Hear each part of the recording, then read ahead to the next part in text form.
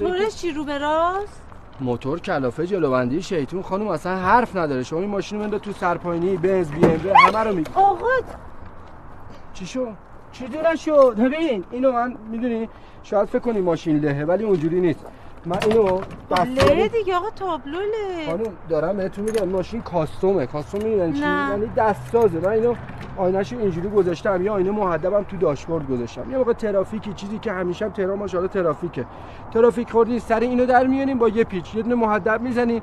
غذای خورده باشین. جلسه جسارت میکنم لای دندون اینا خواست تمیز کنید تو ترافیک دیگه. باکسش اینا چی رو به راهه؟ سلامت. فقط این ماشین یه آپشن دیگه هم به غیر اینا داره. باش تو طرح میتونین برین. تر داره؟ نه طرح که نداره. منتها مطلب اینه که کسی از این ماشین توقعی نداره. یعنی راحت هر جا خواستین برید. خیالتون راحت. شما تو دوزی نگاه کنین واقعا هنوز چرم طبیعی روشه. چی شد آقا؟ چه دیدید؟